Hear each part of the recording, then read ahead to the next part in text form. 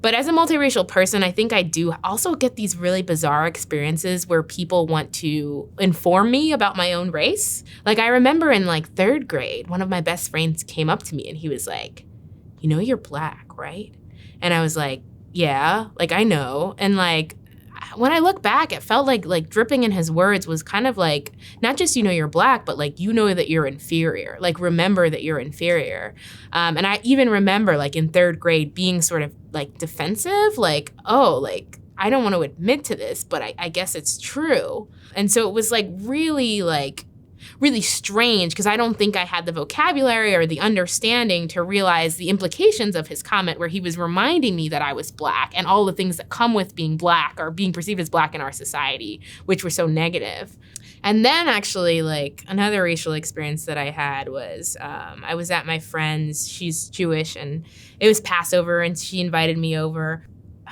Nothing is more dangerous than like an older white woman who has taken one class on race because she feels like the authority to speak on everything, her mom. And so somehow we talked about race. Usually I do not like bringing up race when I'm with older white people. And that relates to my relationship with my father. But somehow it came up and she was kind of expressing her opinions that she feels like the teachers kind of have an agenda when they talk about race.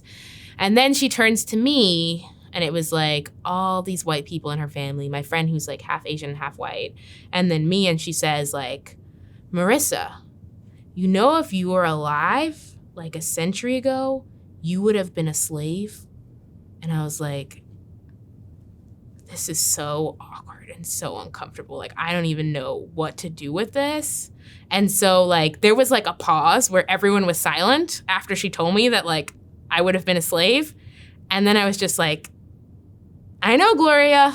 Like, I know. Like, you're right. Like, I would have been a slave. Like, that's exactly right. I kind of, like, acted like she actually, like, taught me something in saying that. But I think, like, the audacity of her to think that, like, I wouldn't know my place in history when I continue to live the impact of that history, like, every single day is, like, so like egregiously frustrating and like egregiously angering. And I think, you know, the way that I feel so constrained to respond in that moment, so constrained to make her feel comfortable, because if I do anything but that, I'm going to lose this whole group of people. Like, I'm going to be outcast.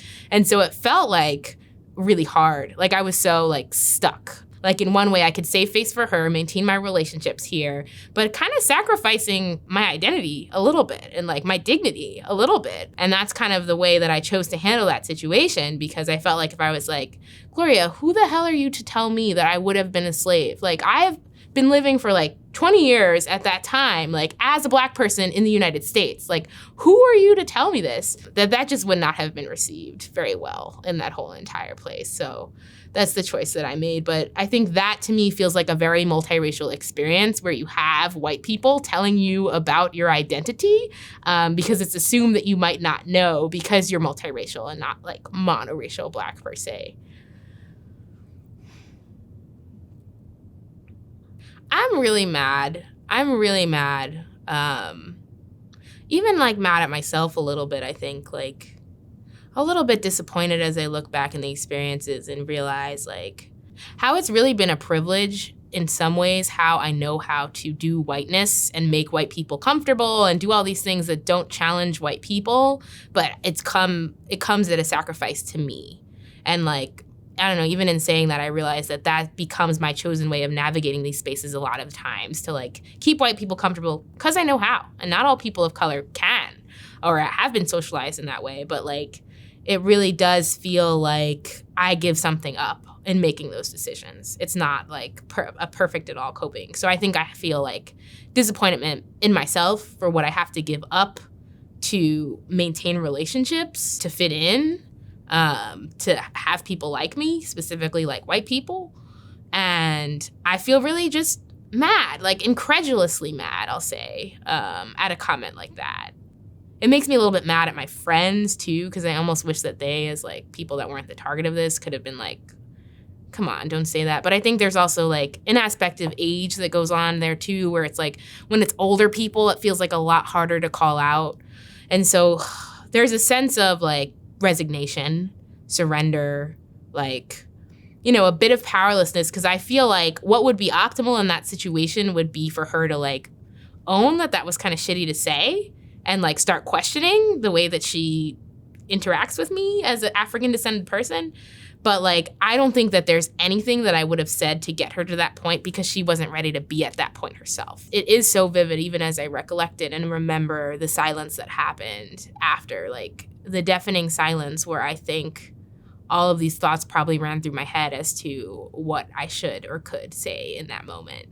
And then choosing the thing that will make her feel comfortable. It feels like there's so much like anger or like so much emotion in reaction to this event that it feels like I can't productively respond in a way that is inclusive of this anger.